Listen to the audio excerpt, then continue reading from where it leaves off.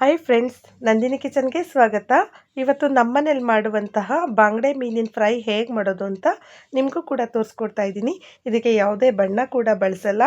ಇದನ್ನು ಸಿಂಪಲ್ಲಾಗಿ ಹೇಗೆ ಮಾಡ್ಕೊಳ್ಳೋದು ಅಂತ ನಾನು ತೋರಿಸ್ಕೊಡ್ತೀನಿ. ಇದು ಹೇಗೆ ಮಾಡೋದು ನೋಡೋಣ ಬನ್ನಿ. ಇಲ್ಲಿ ಒಂದು ತಟ್ಟೆಗೆ ನಾನು ಅರ್ಧ ಚಮಚದಷ್ಟು ಅರಿಶಿನ ಪುಡಿ, 1 ಚಮಚದಷ್ಟು ಧನಿಯಾ ಪುಡಿ, 1 ಚಮಚದಷ್ಟು ಅಚ್ಕಾರದ ಪುಡಿ, 1/4 ಚಮಚದಷ್ಟು ಕಾಳು ಮೆಣಸಿನ ಪುಡಿ, ರುಚಿಗೆ ತಕ್ಕಷ್ಟು ಉಪ್ಪು, 1 ಚಮಚದಷ್ಟು ಶುಂಠಿ ಬೆಳ್ಳುಳ್ಳಿ ಪೇಸ್ಟು. ಇದಕ್ಕೆ ಅರ್ಧ ಕೆ ಜಿ ಮಾಡೋದ್ರಿಂದ 1 ನಿಂಬೆಹಣ್ಣು ಸೇರಿಸ್ಕೊಳ್ಬೇಕು. ನೀವೇನಾದರೂ 1 ಕೆ ಜಿ ಮಾಡೋದಿದ್ದರೆ ಇದಕ್ಕೆ 2ರಷ್ಟು ನೀವು ಸೇರಿಸ್ಕೊಳ್ಬೋದು. ನಾನಿಲ್ಲಿ ಅರ್ಧ ಕೆ ಜಿ ಮೀನು ತೊಗೊಂಡಿರೋದ್ರಿಂದ ನಾನು ಇಷ್ಟನ್ನು ಸೇರಿಸ್ಕೊಳ್ತಾ ಇದ್ದೀನಿ.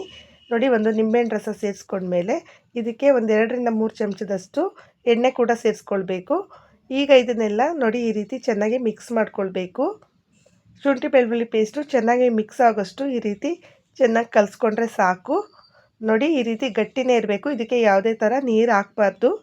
ಈಗ ನೋಡಿ, ತೊಳೆದಿಟ್ಕೊಂಡಿರುವಂಥ ಮೀನೆಲ್ಲ ನಾನು ಇದಕ್ಕೆ ಸೇರಿಸ್ಕೊಂಡು ಇದಕ್ಕೆ ಸ್ವಲ್ಪ ಸ್ವಲ್ಪವಾಗಿ ಎಲ್ಲ ಮಸಾಲೆನ ಹಚ್ಕೊಳ್ತೀನಿ. ಈಗ ನೋಡಿ, ಅರ್ಧ ಕೆ ಜಿಗೆ 5 ಬಂದಿದೆ.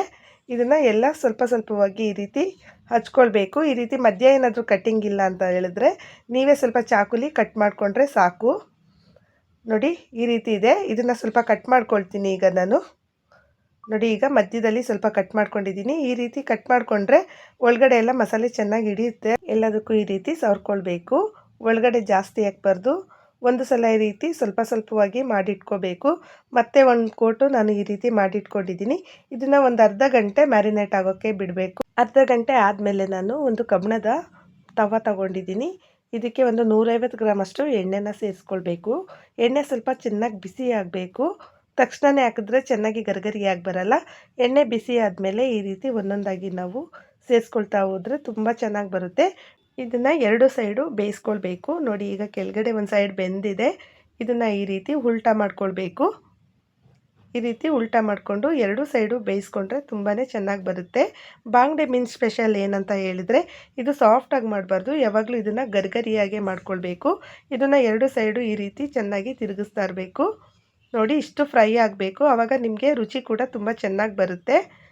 ಇದೇ ರೀತಿ ನೀವು ಜಾಸ್ತಿ ಮಾಡ್ಕೊಳ್ಬೇಕು ಅಂದರೆ ನಾನು ತೋರಿಸಿರುವಂಥ ಮಸಾಲೆನ ಸ್ವಲ್ಪ ಜಾಸ್ತಿ ಮಾಡಿಕೊಂಡ್ರೆ ನೀವು 1 ಕೆ ಜಿ 2 ಕೆ ಜಿಗೂ ಮಾಡ್ಕೊಳ್ಬೋದು.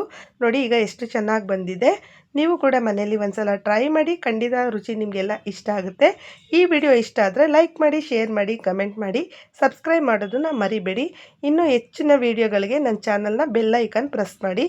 ಇಷ್ಟೊತ್ತು ಈ ವಿಡಿಯೋ ವಾಚ್ ಮಾಡಿದ್ದಕ್ಕೆ ಥ್ಯಾಂಕ್ ಯು ಸೋ ಮಚ್.